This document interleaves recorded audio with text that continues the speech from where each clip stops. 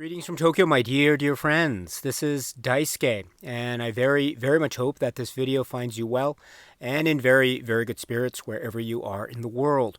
And today, if you don't mind, I would very much like to continue on with our journey, our discussions, our discoveries, and our explorations with respect to the recent releases made by the Criterion Collection during this year of 2023. And that brings us to that title, which has been designated by Criterion under this new Blu-ray edition at spine number 1171. And this is a work which is described as being from the year 1968. And the name of the filmmaker is Franco Zeffirelli. And the name of the work is Romeo and Juliet.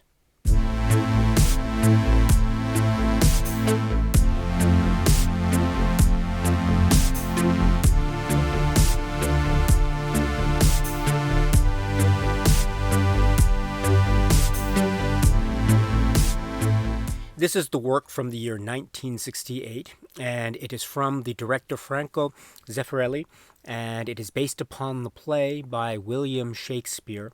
And among its and it has great music also by Nino Rota, and the great cast included in which are, for example, Leonard Whiting, Olivia Hussey, Michael York,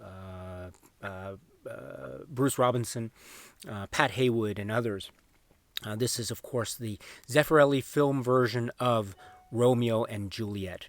And this is, I think, a very wonderful and very robust and dynamic cinema version of this incredibly famous, iconic play. And the story, if we could try to describe it in very general terms, could be said to be about two rival houses, two rival clans, two rival families of sorts. And the rivalry is so intense and intensified that it reaches really almost violent fever pitches. And we get a sense of this very early on in the play and indeed in the cinema version.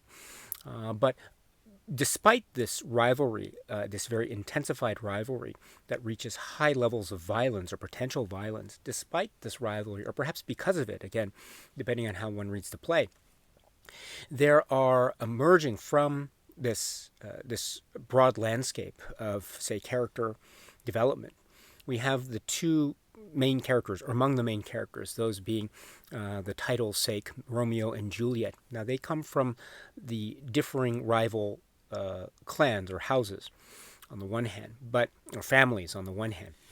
So on paper, they should themselves be rivals to each other, Romeo and Juliet. But what might be said to be fated on paper is not necessarily what is commanded by the heart, because far from being rivals, these two characters, coming from different ends of the rivalry, as it were, far from being rivals themselves, Romeo and Juliet, portrayed by Leonard Whiting and Olivia Hussey here respectively in this film version, they are not merely not rivals, but they are in fact very much in love with each other, and they fall in love with each other. And these, of course, lead to some of the most famous and legendary passages, not just in the context of Shakespeare, not just in context of English theater, but also in the context of the English language, one can assert, because here we have some of the great sources of English literature and English language as portrayed by Shakespeare in the form of this play, and now as embodied by the cinematic incarnation, as we see in the Zeffirelli version here from the late 60s. So this is setting the stage for a very intense and heavily loaded set-piece action drama romance of the highest order that is also very funny, that has moments of levity, that has moments of cheer and goodwill. And there are also moments of miscommunication and indeed passionate, intense, say, violence, as also as passionate, intense, say, expressions of emotion. And so that passionate intensity can go one of many ways. It can go into the way of, say, true, say, expressions of longing and devotion, true expressions of deep-rooted passion and romance. and or expressions of, say, deep-seated hatred and boiling over intense violence that perhaps reaches no limit. And perhaps because it reaches no limit, it may take the form of some acts or some situations that are indeed very dangerous and very violent indeed. So this is, of course, laying the groundwork for what becomes this highly charged dramatic set piece of miscommunication, of drama, of high intense rivalry, of loyalty, of, say, passion and romance, and tragedy and downfall, and also life and death, and love and hate, and everything that can come in between and among all those different states of emotions and human experience and intensity. It's all here in the story of Romeo and Juliet, as of course from the world and from the pen of Shakespeare, celebrated the world over, generations over, not just as an example of Shakespeare, but also not just example of great English theater, but also literature and indeed the English language. So, and it is here on display, courtesy of the cinematic adaptation in the hands of Zeffirelli and company.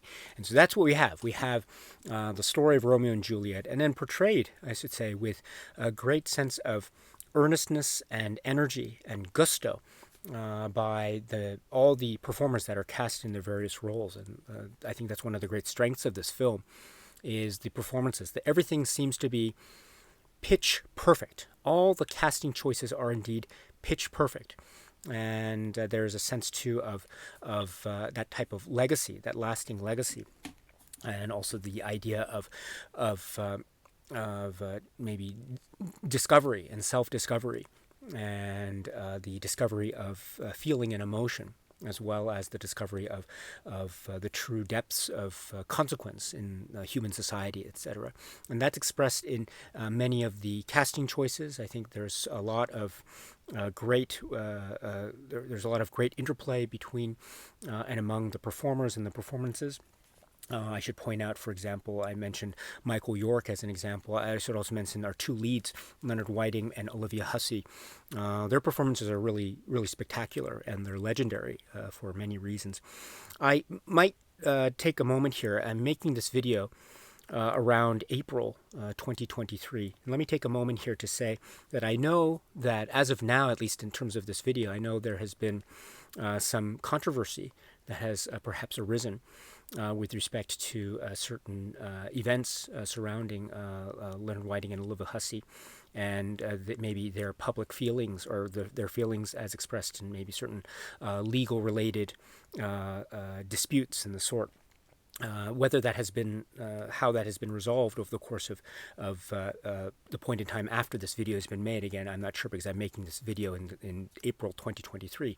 Now, that being said, I do know that there is in the air, there is a sense of perhaps the potential or possible, say, a controversy or stigma that is associated with this film. And so if you feel in any way maybe uncomfortable or not feeling up to watching this film, I completely understand. So that's not in any way my, I don't want to, no film needs to be forced upon anyone if anyone so chooses. However, I should point out that I think that there are certain ways in which one can view this film, and there are certain ways that one can take in, I think, a lot of the great, fantastic points of this film, even though one takes stock in, say, certain controversial points. And so I do want to emphasize once again that I really believe that the performances are truly outstanding, a testament to the great talents of all the performers. And I should point out too some of the other aspects. I like the production design, and I like the period setting, and I like how there are certain elements of the theatrical that are embedded into the proceedings, while opening up the world in a sense. Well, I don't want to use the word opening up. I think that's probably an unfair word. Let me take that back. It is a cinematic way of telling the story. And so there is a way in which outdoor settings are used. There's a way that indoor settings are used. There's a way that different rooms and different scenarios and environments are used, and it's used to great effect. And I think that it's really applied here so nicely, because I think a story like Romeo and Juliet does rely too on various, say, hidden compartments, or various, say, clandestine meetings, or various, say, intimate settings, as well as a wide open canvas of space to convey a wide reach of society, because there is a huge effect on the society writ large that is due to the various rivalries that we see burst forth with great, I guess, suddenness and splendor, and yes, indeed, harshness and vitality and violence, and dangerous, scary violence indeed. So we need to get a sense of the great scope, as well as the closely intimate. And I think the cinematic form, as handled by Zeffirelli and others here, I think does a really fantastic job in capturing that really well. And the color tones and the light and the light, it's really it's Shakespeare come to cinematic form and come to cinematic life in this way. So in that way, I think it has been very celebrated as a Shakespeare cinematic adaptation. And as time goes on, and given all the sort of current events regarding the film and viewpoints about the film, etc., I dare say that conversation and that discussion will indeed continue going forward in terms of its place, Romeo and Juliet, this film's place in the context of Shakespeare adaptations. So I can recall too personally that when I was a student in school, and I read Shakespeare, and the unit came up here with respect to our covering of this play, and after we read the play as a class, we watched Romeo and Juliet, and so it was really, really great. I know there is a scene of I mentioned it before. There is some nudity involved. And so I remember the teacher at the time stood in front of the TV because I think the teacher had been instructed by the principal or something to stand in front of the TV, because we were still quite young students at the time. So she had to stand in front of the TV during that particular scene of nudity. But it was, I think, relatively speaking, in the running time, a very brief moment. And so, and also the idea was conveyed too that this is an expression, at least in the context of the characters in Shakespeare's world, this is an expression of love between the two.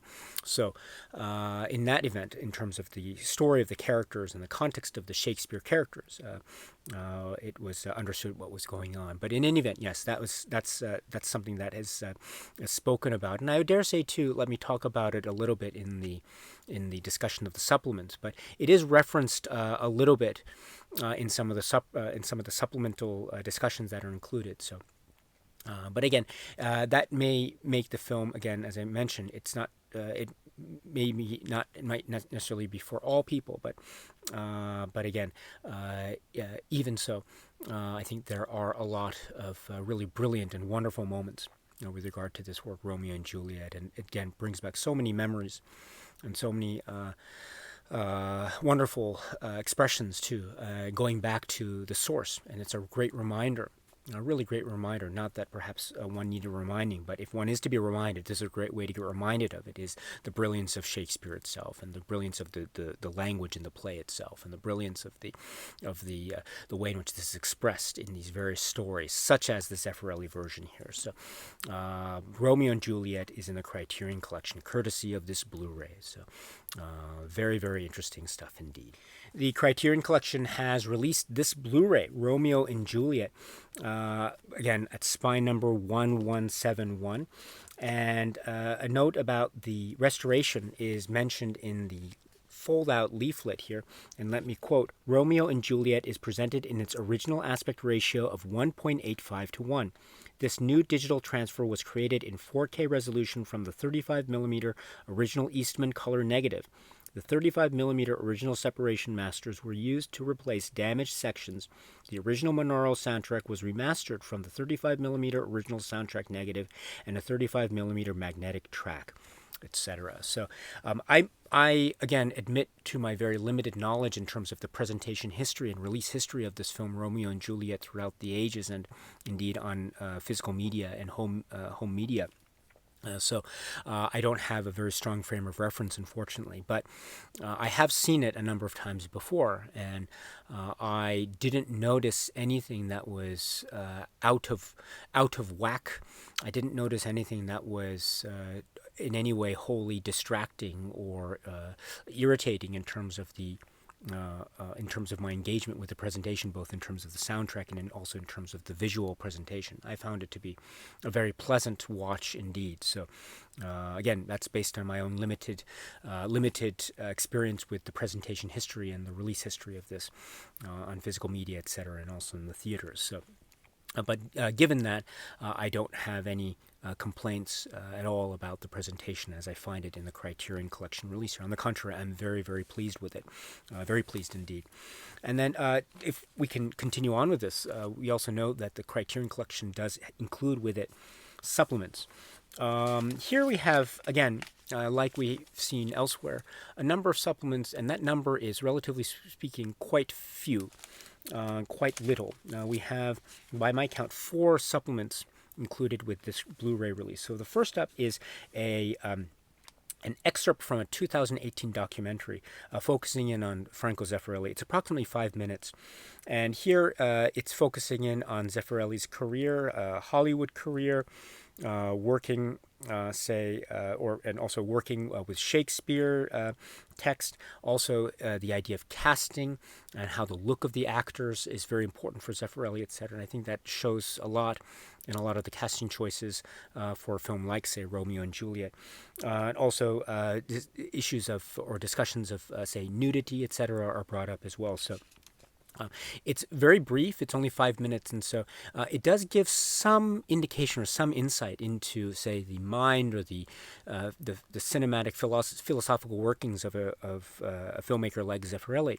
However, I would say too that it's probably not the if you're looking for a primer or an introduction to the filmography of Zeffirelli, this is probably not going to satiate one's appetite in that way. It does provide some context about who Zeffirelli is. It does show Zeffirelli in context as well. So it's great to see the images of the filmmaker whose film we have on display with any particular Criterion release. That's for sure. But again, it is a very brief excerpt. So it's a great excerpt. I would have loved to have seen, say, the full documentary included. That would have been really cool indeed. But oh well. I suppose an excerpt is better than no excerpt at all. But it does, and nothing. I don't want to take anything away from the excerpt that we have, because it's, again, for the reasons that I've tried to cite, I think very helpful. However, again, it would have been nice to see maybe some more supplements or more documentary or more discussion about maybe Zeffirelli in the context of the supplements. But oh well, what we do get is still very fascinating look and glimpse. So that's the first thing we get. And the second thing we get is Olivia Hussey and Leonard Whiting, BFI and British Council Q&A session. They're on the stage in front of a live audience. And this is from, I understand, 2016. So fairly recently. And it's approximately 32 minutes. And I think it's kind of this moderated discussion, and the two of them are together, and it's so lovely to see them together like this. They have such a warmth and energy, and there's a lovely rapport and friendliness between them, and they're smiling and they're laughing, and they're acknowledging the iconic status of this film and the like. So they do talk about working together. Leonard Whiting and Olivia Hussey, and they talk about how the chemistry between them was very important, and it's very obvious that they have this on-screen chemistry that's very intense indeed. And so casting was also very important in the context of the Zeffirelli work. How for the two of them, they were, relatively speaking, of course, newcomers in this sort of big production of cinema, of filmmaking. So in that way, it was very intense indeed. Also, they speak a little bit about what they knew of Zeffirelli before and work with Shakespeare, etc., and the like Taming of the Shrew, etc. And also, Leonard Whiting talks too about certain anecdotes about talking to Franco Zeffirelli directly and working also with dialogue coaches, working on the voice, because the voice and the presentation in terms of inflections was there's a lot of importance and stress placed upon that. So that's also very interesting and exciting indeed. Also, they do mention what were some challenging scenes. And they do mention, for example, or some memorable scenes alongside anecdotes about working with Zeffirelli. So some memorable scenes and some exciting scenes and some challenging scenes I think the two of them do refer to are, for example, the fight scenes. There are a lot of fight scenes that are physically intense and they're very emotionally and dramatically intense. So, they have a type of, they describe it on stage here as a type of street fight type of style to them that has a very immediate effect. And so very effective stuff indeed. Also, there is a very famous ball scene or ballroom scene or a large lavish party gathering scene that's also very dramatically important, as well as very lush and romantic and very widespreading in terms of the cast of characters and the array of emotion, the array of things that are going on in a given moment, in a given shot. Also, they, in addition to the fight scenes, they also mentioned the bedroom scene as well, the love scene as well. And so they do mention that there is a sense of maybe a type of maybe a playful banter between the two of them here, at least as they show outwardly in their discussions. So I didn't notice any type of, say, negative take, at least in terms of their outward expressions or any words that they were saying when it came to a discussion of the bedroom scene. Let me just put it that way. So, but if there was anything negative, I certainly didn't detect it. So, but in any event, they did speak of it in seemingly somewhat glowing terms, or at least I should say friendly terms. So that is something to keep in mind as well. But with that point and the other points too, they do also acknowledge this being a very important film in their careers. And also that it was, and they seem to be enjoying the spotlight. In particular, they seem to be really enjoying the discussion here from 2016. So in that way, in that spirit, I was able to enjoy this going along with them. Again, I'm having in the back of my mind, again, as I'm talking about this film, this stuff about the sort of current events that's going on. Again, I don't know what the outcome is yet of that, but that is in the back of my mind. And that's okay, because, again, this sort of discussion, I think, is very important. But I should say that it is possible, I think, to consider this film and consider all the various, say, complexities and controversies that may arise surrounding the film, but still have a position of being able to appreciate many aspects of it while still trying to acknowledge certain things that are ongoing. So that's what I wanted to say about that. And so in that spirit, I did note that there was a very friendly vibe and atmosphere going on with this Q&A. So in that sense, I enjoyed it very much, very, very much indeed. Okay, next up we have, in terms of the supplements, another discussion with Olivia Hussey and Leonard Whiting, this time from 1967, and this is when they are 16 and 17 years of age, respectively.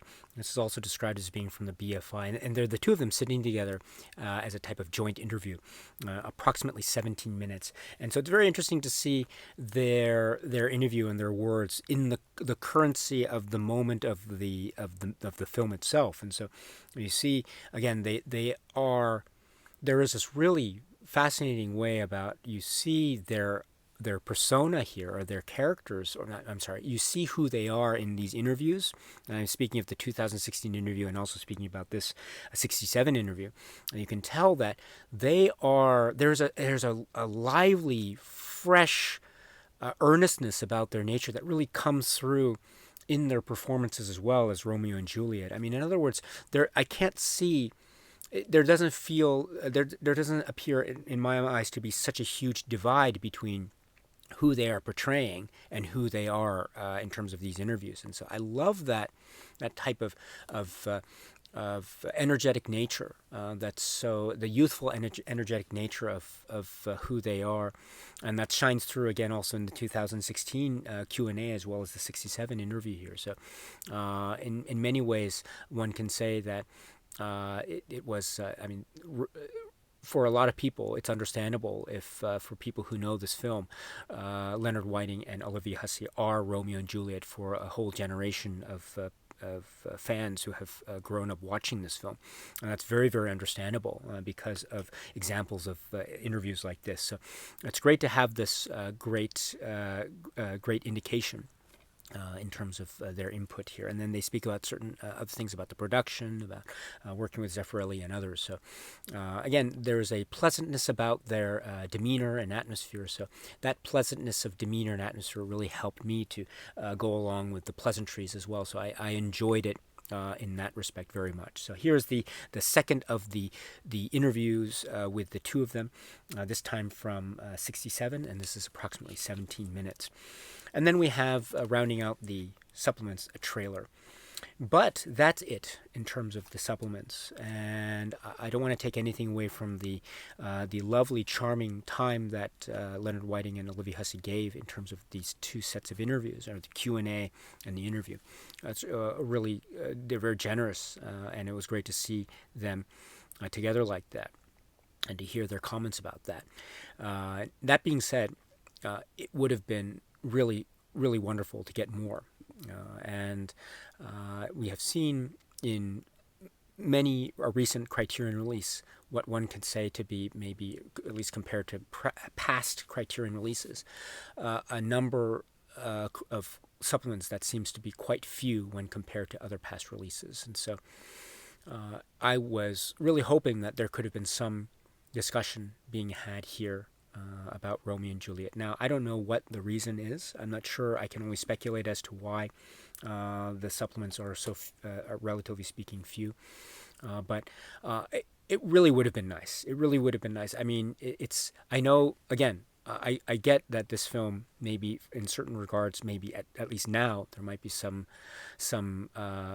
controversy that's associated with, but I think it's still very possible to regardless of how one feels about that controversy, it's still possible to regard a work in light of that controversy or despite that controversy. And I think this is also a film that is about great performances. This is also a film that is also about Shakespeare, or the embodiment of Shakespeare in cinema. And I think there could have been a great opportunity, furtherance of, say, Shakespeare adaptations, and maybe the Shakespeare adaptations in the context of, say, the Romeo and Juliet story, or some kind of exploration into certain craft or cinematic angles, etc. I think that could have been really great.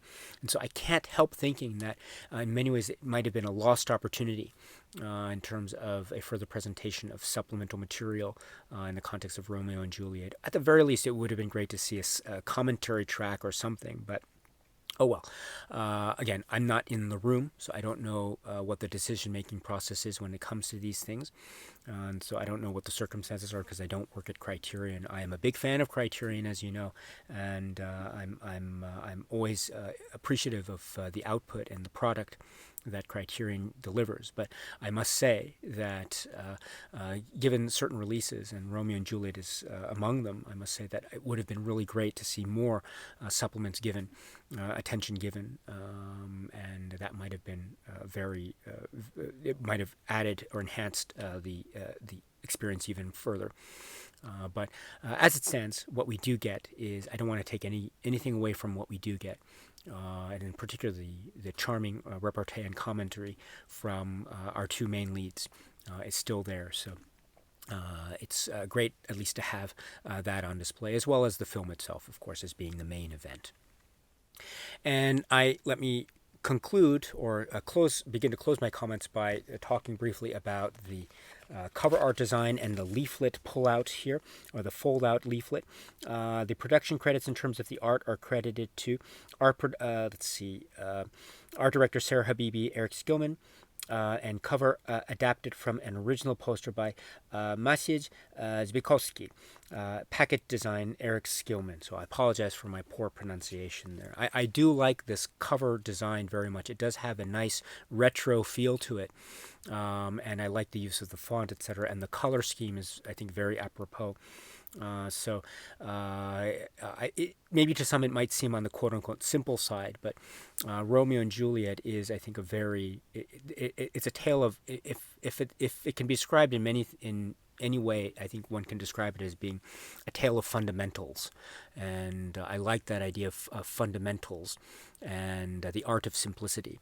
And even if we have a so-called simplistic moment here, or a simplistic display, there is a lot of nuance going on here, not least of which being the divide, the way that the cover art is divided by a certain, say, image or thing or prop or something that may or may not be significant. I mean, my eye suggests to me what exactly it is, but I don't want to say anything further again. To risk spoiling any surprises again for anyone who has not yet seen Romeo and Juliet or has read the play. In any event, that's the cover art design. And I should point out too the leaflet, the fold-out leaflet. Again, I'm not a fan of the fold-out leaflet. I'm really not a fan at all. I really, really wish the staple booklet could be the standard, the norm. But it is what it is, and what it is also is a feature of the great essay, which is Star-Crossed Spectacle by Ramona Wray.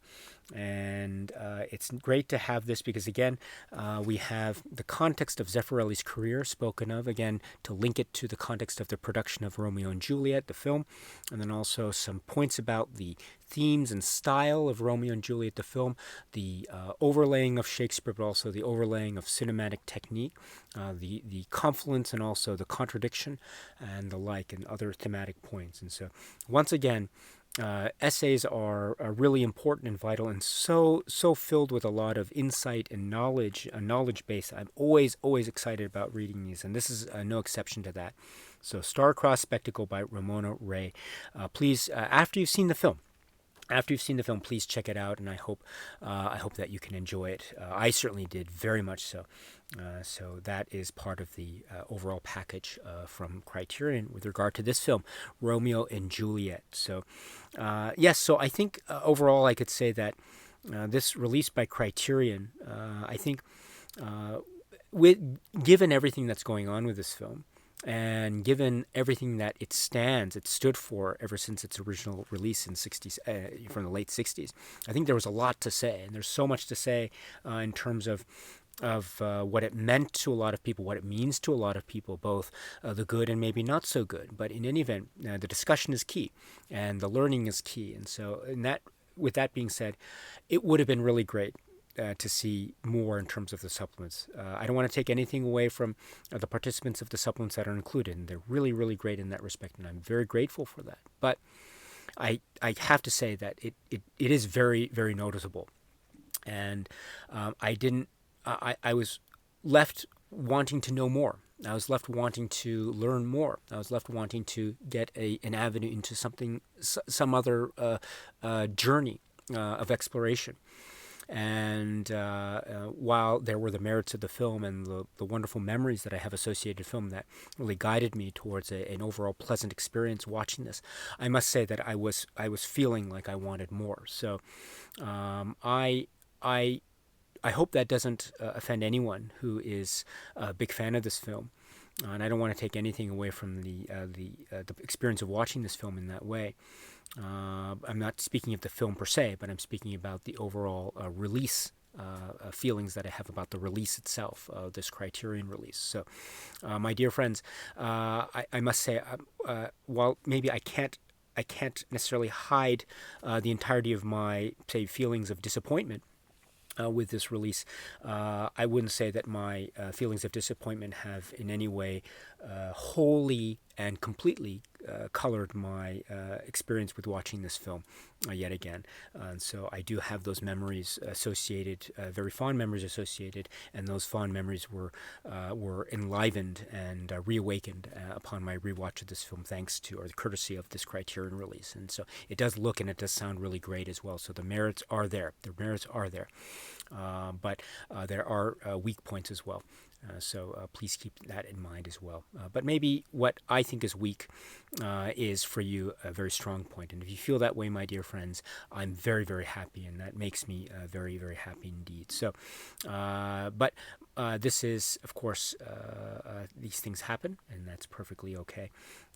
And again, I don't want to take away from the great experience I had in rewatching this film, thanks to courtesy of the Criterion release of this, which is Romeo and Juliet. All right, my dear friends, so thank you very much, and until the next video, please be happy and healthy and well, and please keep on watching a lot of great, great, great movies. So until the next video, my dear friends, stay strong, stay safe, and cheers.